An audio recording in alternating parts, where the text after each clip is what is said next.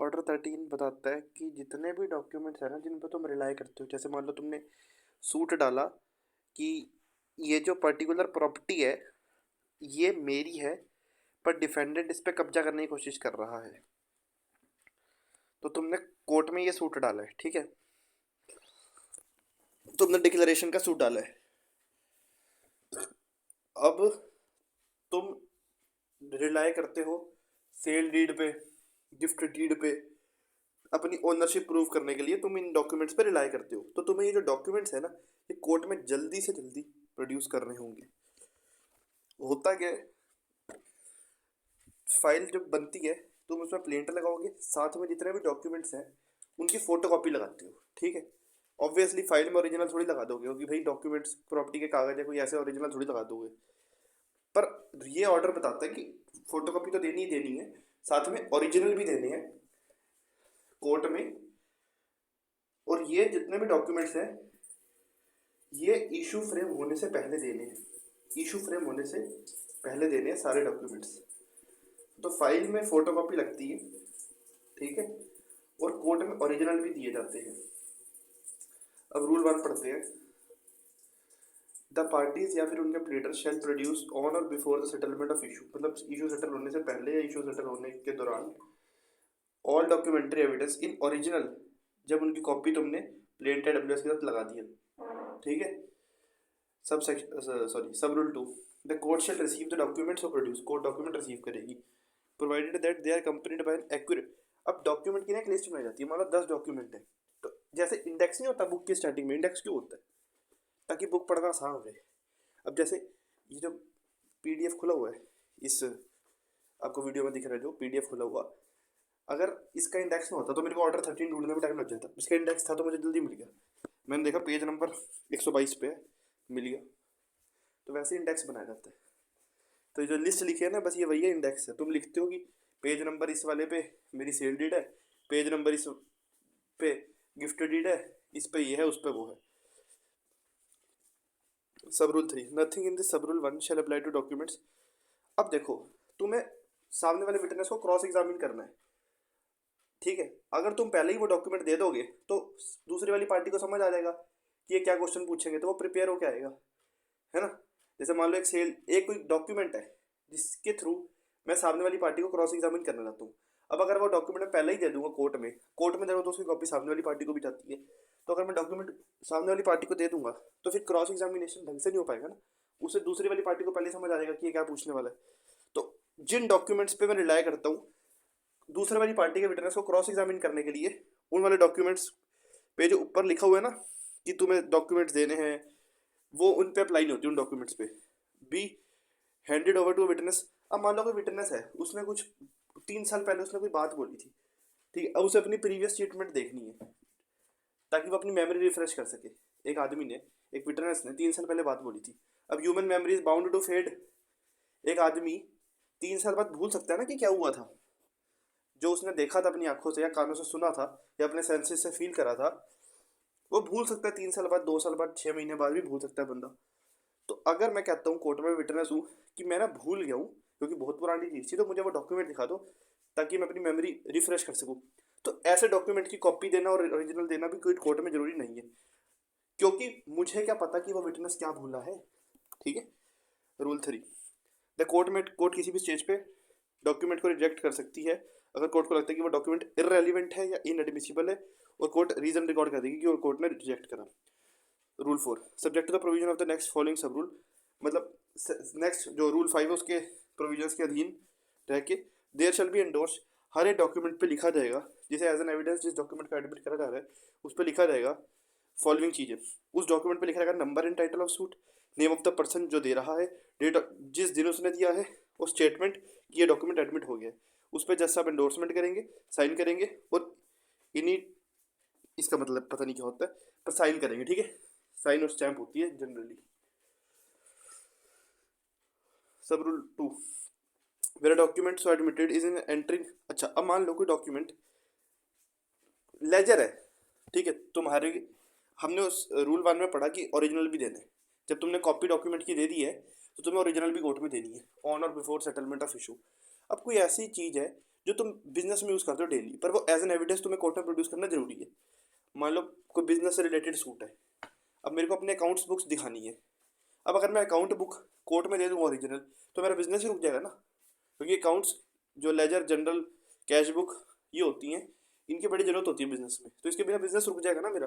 तो इसमें इन्होंने लिख दिया कि एक्सेप्शनल चीज़ है, तो तुम इसकी अगर फोटो कॉपी भी दे दे रहे हो ना तो भी चल जाएगा काम। मेरा documents admitted is an entry in book, account or record, and a copy thereof has been substituted for the original under the next following sub rule. The particulars aforesaid shall be। तो अब अगर कोई ऐसी book, account या record है जो तुमने rule 5 के हिसाब से दे दी है, रूल 5 में वही लिखा है कि अगर कोई तुम्हारे को बिजनेस वाली चीज़ है ना, कोई बिजनेस वाली लेजर है, जनरल है, कैश बुक है, तो उसकी कॉपी दे दो, सफिशिएंट है, ओरिजिनल देने की जरूरत नहीं है। तो सब रूल 2 यही बता रहा है रूल 4 का, कि ये जो ऊपर चीज़ें लिखी हुई है कि उस पर्टिकुलर ओरिजिनल डॉक्यूमेंट पे लिखा रहेगा number and title of suit, name of the person, in particular situation में, रूल 5 वाली सिचुएशन में तुम वो चीज़ फोटो कॉपी में लिख दो। Rule 5 so far as so far as is otherwise provided by bankers book evidence act. मतलब क्योंकि bankers book evidence act special law है, तो अगर उसमें कुछ लिखा हुआ है तो वो चीज़ ऊपर रहेगी। ठीक है, where document admitted in evidence in the suit is an entry in letter book or shop book or other account in current use. ठीक है, करंट यूज मतलब बिजनेस में वो चीज़ daily day to day use होती है। The party on whose behalf the book और account is produce may furnish a copy of the entry. तो वो पार्टी कॉपी दे सकती है, ओरिजिनल देने की जरूरत नहीं है, क्योंकि वही वाली बात बिजनेस हो जाएगा। Rule 2 way such a document is entry in public record. मतलब पब्लिक रिकॉर्ड मतलब कोई रजिस्ट्रार के रिकॉर्ड में कोई एंट्री है, ठीक है, कोई पब्लिक रिकॉर्ड में एंट्री है, सरकारी public record produce from a public office और बाय पब्लिक ऑफिसर, और एन एंट्री इन बुक और account belonging to a person other than a party on whose behalf the account. दो चीज़ें लिखी है सब रूल 2 में। पहली तो ये कि वो जो एविडेंस मैं कोर्ट में देना चाह रहा हूँ ना, वो किसी पब्लिक रिकॉर्ड या पब्लिक ऑफिसर से रिलेटेड है, मतलब सरकारी चीज़ है। वो जो डॉक्यूमेंट है, वो जो कागज़ है, वो सरकारी है। तो उस सिचुएशन में मैं उसकी फोटो कॉपी दे दूँगा, ओरिजिनल देने की जरूरत नहीं है, सिंपल सी बात है। और अगर मान लो मैं जो डॉक्यूमेंट जो मैं कागज़ कोर्ट में देना चाहता हूँ वो मेरा है नहीं, वो किसी और का है, ऐसा भी तो हो सकता है ना कि मेरे पड़ोसी का कोई कागज़ है पर वो मेरे लिए रेलिवेंट है मेरे केस में।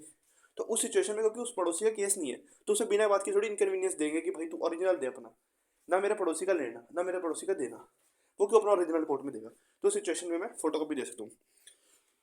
और an entry in book or account belonging to a person other than the party on whose behalf the book or account is produced, the court may require a copy of the entry to be furnished। ठीक है, अब court किसे कहेगी वो record produce करने के लिए। अगर मैं करना चाहता हूँ वो डॉक्यूमेंट प्रोड्यूस, वो कागज़ प्रोड्यूस, मैं अगर वो रिकॉर्ड बुक या अकाउंट प्रोड्यूस करना चाहता हूँ तो मैं ऑब्वियसली कोर्ट में वो दूंगा। ठीक है, मैं उसकी कॉपी दूंगा। बी वेयर बुक रिकॉर्ड और account is produce in obedience to an order of the court acting on its own motion. अगर कोर्ट ने अपनी मर्जी से कहा कि वो पब्लिक रिकॉर्ड हमें चाहिए, तो कोर्ट किसी भी पार्टी को कह सकती है, देयर लिखा है ना कॉमा के बाद, देन बाय आइदर और एनी पार्टी। तो कोर्ट किसी भी पार्टी को कह सकती है कि तुम लेके आओ वो डॉक्यूमेंट। तो कोर्ट सुओ मोटो भी मंगवा सकती है डॉक्यूमेंट, अगर पार्टी खुद लेके आना चाह रही है तो जो पार्टी लेके आना चाहिए वो ले आए। सब rule 3 where a copy of an entry is furnished under the foregoing provision of this rule, the court shall after causing a copy to be examined compare and certified in manner provided by 717 मतलब order 7 rule 17 mark the entry and cause the book. अब अगर तुमने copy produce करी है तो court obviously check करेगी कि असली कॉपी नकली कॉपी है, तो कोर्ट उसे एग्जामिन करेगी, कंपेयर करेगी असली कॉपी से और सर्टिफाई कर देगी उस तरीके से जो ऑर्डर 7 रूल 17 बता रखे। Mark the entry and cause the book account record in which, तो उसके बाद ओरिजिनल वापस कर देंगे उस बंदे को। तो ओरिजिनल से पहले एग्जामिन करेंगे उसे, फिर ओरिजिनल से कंपेयर करेंगे और सर्टिफाई कर देंगे 7-17 के हिसाब से, ऑर्डर 7 रूल 17 के हिसाब से। Rule 6 where document relied on as an evidence by other party is considered by. अब कोर्ट को लगता है कि वो इनएडमिसिबल एज एन एविडेंस, वो जो कागज तुमने जो तुमने डॉक्यूमेंट दिए, there shall be endorsed thereon the particulars mentioned in clause ABC of sub rule 4 of rule 4 of sub rule 1। तो यहाँ पे लिखी थी ना 3-4 चीज़ें, ये देखो इसमें से ABC लिख देंगे, क्योंकि डी में तो लिखा है ना कि a statement of its having been so admitted, पर रूल 6 में तो एडमिट नहीं करा, उसमें तो कोर्ट ने उसे रिजेक्ट कर दिया। तो ये लिख देंगे उस डॉक्यूमेंट पे कि number and title of suit क्या है, किसने दिया है और किस डेट पे दिया है, और ये लिख देंगे कि हमने इसे एडमिट नहीं करा, together with a statement of its having been rejected and the endorsement shall be signed by the जज।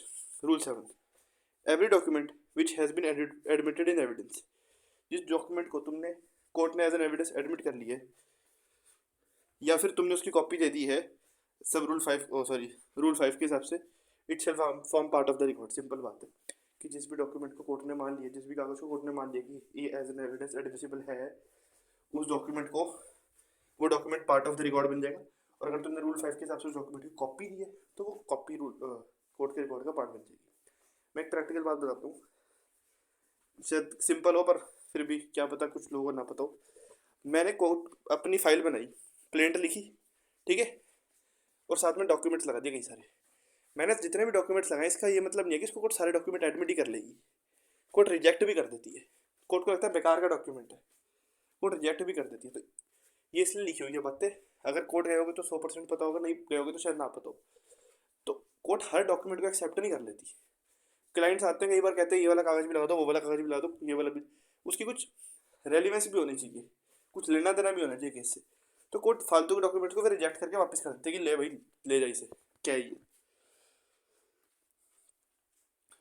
Rule 7, every document which has been admitted in evidence, ये तो हो गया। Sub rule 2, documents not admitted in evidence shall not form part of the record. Simple सी बात है, जो evidence, जो कागज एज एन एविडेंस एडमिट नहीं करे हैं वो रिकॉर्ड का पार्ट नहीं बनेंगे। And shall be return to the person respectively producing them, और कोर्ट उसे वापस कर देगी कि भाई ले जा। Rule 8, notwithstanding anything contained in rule 5 और 7 ऑफ दिस ऑर्डर और इन रूल 17 ऑफ ऑर्डर 7, मतलब ये एक्सेप्शन है ये 3 rule, the court may if it see sufficient cause, अगर कोर्ट को सफिशिएंट रीजन लगता है तो कोर्ट किसी भी डायरेक्ट एनी डॉक्यूमेंट और book produce before it in any suit और, तो कोर्ट के सामने तुमने अगर कोई डॉक्यूमेंट या बुक प्रोड्यूस करी तो कोर्ट उसे इम्पाउंड भी कर सकती है और अपनी कस्टडी में भी रख सकती है उतने टाइम के लिए और उन कंडीशंस पे जो कोर्ट को ठीक लगता है। को तुमने क्या होता है, जैसे एक चीज़ बताता हूँ,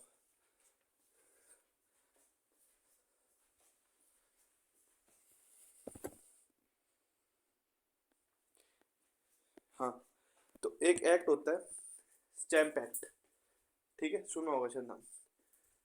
तुमने कोई डॉक्यूमेंट लगा दिया पर उस पर प्रॉपर स्टैम्प ड्यूटी तुमने नहीं दी, तो as per the provision of stamp act court उसे इम्पाउंड कर सकती है, अपने पास जब्त कर सकती है, ऐसा समझ लो, ठीक है। तो तुमने कोई सेल डीड लगा दी पर उसमें प्रॉपर स्टैम्प ड्यूटी थी नहीं, तो कोर्ट उसे इम्पाउंड कर सकती है। बेसिकली इम्पाउंड इसलिए करा जा रहा है, तुम्हें कहा जा रहा है कि भाई प्रॉपर स्टैम्प ड्यूटी दो, तुमने स्टैम्प ड्यूटी कम दे रखी है, चाहे कोर्ट चाहे केस कुछ और हो, पर तुमने अगर गलत कागज दे दिया तो कोर्ट उसे इम्पाउंड भी कर सकती है, अपने पास रख सकती है उतने टाइम के लिए जो कोर्ट को ठीक लगता है। तो पूरे जितने भी लॉज है ना लगभग सबका आपस में लेना देना है, कुछ भी आइसोलेशन में नहीं पढ़ा जा सकता। एक चीज़ पढ़ोगे ना उसमें 10 चीज़ आती है, और कभी कभी चीज़ें ना समझ नहीं आती। अब सीपीसी स्टार्टिंग में पढ़ो, मतलब फर्स्ट ईयर में सेकंड ईयर में कुछ समझ ही नहीं आएगी क्योंकि पता ही नहीं क्या हो रहा है ये। तो एक तो प्रैक्टिकली देखना बहुत जरूरी है, और जब सब लॉज एक बार पढ़ लेते हो ना, जैसे हर लॉ पढ़ लिया एक बार, हर लॉ का मतलब जो जुडिशरी के सिलेबस में है, जो कॉलेज में पढ़ाए जाते हैं, उसके बाद ना ईजी हो जाता है, उसके बाद बंदा रिलेट कर पाता है। अपनी तो समझ ही नहीं आएगा क्या क्या इम्पाउंड हो रहा है ना। और अभी भी मैंने बताया, अभी भी उतना ढंग से समझ नहीं आया होगा क्योंकि खुद पढ़ो ना जब तक ना, तब तक समझ नहीं आती चीज़ें। अब स्टैम्प एक्ट पढ़ा होगा तो बढ़िया तरीके से समझ आएगा। रूल 9, कितना है इसमें, खत्म। एनी पर्सन, कोई भी इंसान, चाहे वो पार्टी टू द सूट है या नहीं है, desirous of receiving back any document, ये इंपॉर्टेंट है कि वो बंदा पार्टी टू द सूट है या नहीं है। ये क्यों लिखा है, क्योंकि यहाँ पे हमने देखा था रूल 5 में, रूल 5 के सब रूल 2 में, other than a party on उस बिहाफ द, तुम किसी और का डॉक्यूमेंट दे रहे हो कोर्ट में एज एन एविडेंस, तो ये लिखने का एक वन ऑफ द रीज़न ये भी है। एनी बंदा, चाहे वो पार्टी टू द सूट है या नहीं है, जो चाहता है डॉक्यूमेंट डॉक्यूमेंट वापस लेना जो उसने कोर्ट में दिया है और जिसे रिकॉर्ड पे रखा गया है,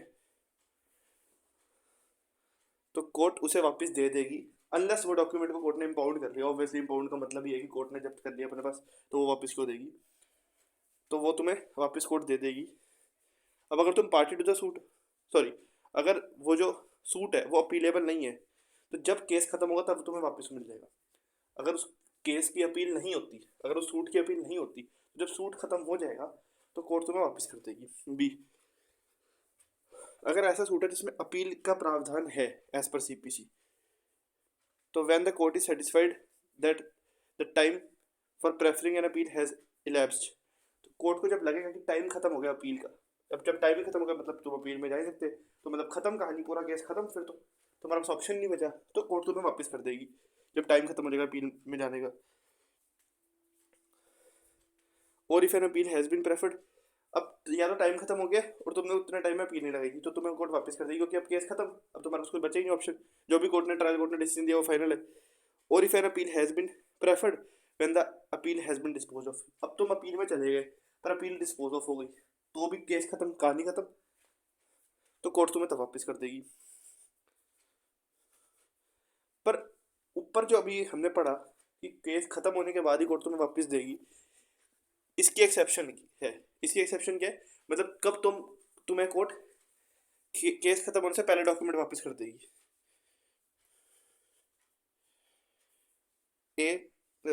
provided that a document may be returned at any time earlier than that prescribed by this rule if the person applying thereof a delivers to the proper officer, अगर वो जो बंदा अप्लाई कर रहा है जिसे डॉक्यूमेंट वापस चाहिए, सूट खत्म होने से पहले, डिस्पोज ऑफ होने से पहले, वो प्रॉपर ऑफिसर को ओरिजिनल के सब्सटीट्यूशन में, ओरिजिनल की जगह, क्योंकि कोर्ट को कुछ कागज तो चाहिए ना, तुम केस खत्म होने से पहले प्रैक्टिकली सोचो, एविडेंस के बेसिस पे जजमेंट आती है ना, बिना एविडेंस के जजमेंट तो आती नहीं, क्योंकि जज साहब को नहीं पता कि प्लेंटिफ सच्चा है डिफेंडेंट सच्चा है, ना वो प्लेंटिफ को जानते हैं ना वो डिफेंडेंट को जानते हैं, वो डॉक्यूमेंट जो तुम एविडेंस दे रहे हो उसके बेस पे जजमेंट आती है। अब जो कागज तुमने दिए हैं वो एविडेंस है ना, और एविडेंस के बेस पे जजमेंट आती है, evidence is a raw material of a judgement.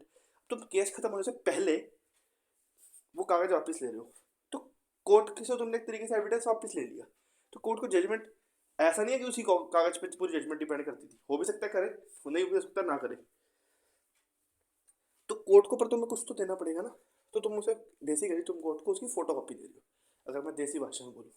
वैसे फोटो कॉपी नहीं दे रहे, सर्टिफाइड कॉपी भी दी जाती है एक सिचुएशन में, पर तुम कोर्ट को फोटो कॉपी दे रहे हो कि ये है एविडेंस, इसके भी आप पे जजमेंट दे देना, ओरिजिनल मुझे दे दो, क्योंकि हो सकता है तुम्हें कुछ काम हो जो भी है।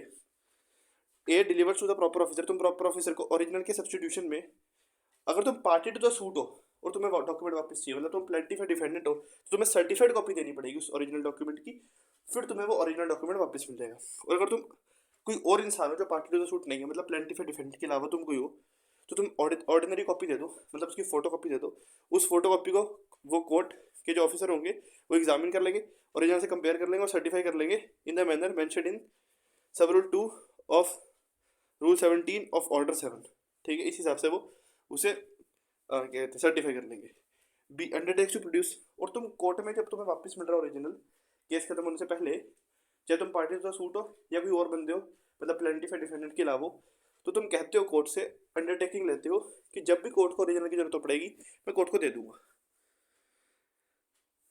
Provided also that no document shall be return with by force of the degree has become, अब मान लो कोई डॉक्यूमेंट ऐसा है कि जो डिग्री की वजह से होली वॉइड हो गया या यूजलेस हो गया, मतलब उसकी कोई वैल्यू नहीं है, फिर वो तुम्हें वापस नहीं मिलेगा, कोई पॉइंट ही नहीं है ना वापस लेने का। अब मान लो कोर्ट ने सेल डीड को जीरो कर दिया किसी भी रीजन की वजह से कि कुछ नहीं है, खत्म हो गई ये सेल डीड, गलत थी है, झूठी थी है, तो अब तुम्हें वापस नहीं मिलेगी। सब rule 2,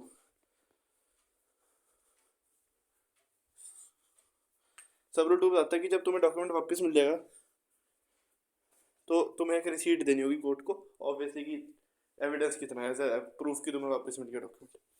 rule 10, the court may of its own motion, court अपनी मर्जी से and may in its description, अपने विवेकानुसार, upon the application of any of the parties to a suit send for either from its own record or from any other court the record of any other suit or proceeding and inspect the same. तो मान लो तुमने court में application दी, तुम party to the suit हो, या court अपनी मर्जी से भी किसी दूसरी कोर्ट का रिकॉर्ड मंगवा सकती है, कोर्ट ए कोर्ट बी का रिकॉर्ड मंगवा सकती है, क्योंकि भाई कोर्ट ने न्याय करना है। अब न्याय के लिए कोर्ट को जो भी कागज वगैरह की जरूरत पड़ेगी कोर्ट मंगवा सकती है।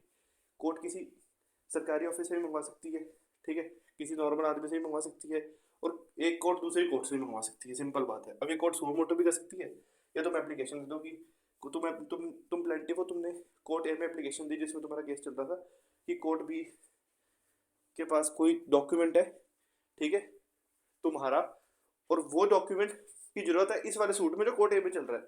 तो अब तुम कह रहे हो कोर्ट ए से कि सर या मैडम आप उस वाली कोर्ट से वो डॉक्यूमेंट मंगवा लो। इस केस में बहुत फायदा है उस डॉक्यूमेंट का, बहुत यूजफुल हो जाएगा वो मेरे लिए document. Sub rule 2, every application made under this rule shall unless the court otherwise directs be supported by an affidavit. तो तुम्हें एफिडेविट देना पड़ेगा, ठीक है, अनलेस कोर्ट का की जरूरत नहीं है। और तुम्हें एफिडेविट में लिखना पड़ेगा कि वो जो तुम रिकॉर्ड मंगवाना चाह रहे हो कोर्ट बी से वो कैसे मटेरियल होगा, कैसे इंपॉर्टेंट होगा इस वाले सूट में। And the applicant can not without unreasonable delay. और क्यों तुम उस वाले कोर्ट से authenticated copy of the record नहीं ले लेते और तुम ए कोर्ट से रिक्वेस्ट कर रहे हो कि वो बी कोर्ट से वो डॉक्यूमेंट मंगवा ले? फिर से बता दूँ, तुम्हें एफिडेविट में 2 चीज़ें लिखनी होगी। पहली तो ये कि क्यों तुम्हें लगता है कि वो डॉक्यूमेंट तुम्हारे इस केस में मटेरियल होगा, इंपॉर्टेंट होगा। दूसरी चीज़, तुम्हें बताना पड़ेगा कि अगर मैंने वहाँ से authenticated copy of the record, मतलब बेसिकली फोटो कॉपी समझने के लिए तुम उस कोर्ट से फोटो कॉपी नहीं होती, मैं फिर से बता रहा हूँ, मैं बताने के लिए बोल रहा हूँ ताकि समझ आ जाए। वैसे ऑथेंटिकेटेड कॉपी होती है उस रिकॉर्ड की, ठीक है, तो क्यों तुम उस कोर्ट से फोटो कॉपी नहीं मंगवा लेते? तुम्हें साबित करना पड़ेगा, तुम्हें बताना पड़ेगा कि अगर तुमने वहाँ से फोटो कॉपी मंगवाई तो उसमें तुम्हारा टाइम लगेगा, अनरीजनेबल डिले होगा, ये खर्चा होगा। तो इस वजह से तुम वहाँ से फोटो कॉपी ले ले, तुम्हें एफिडेविट में बताना होगा। कोर्ट को एक तरीके से तुम कन्विंस कर रहे हो और दैट प्रोडक्शन, या फिर तुम्हें साबित करना होगा कि उस कागज की जरूरत है for the purpose of justice. सब रूल 3,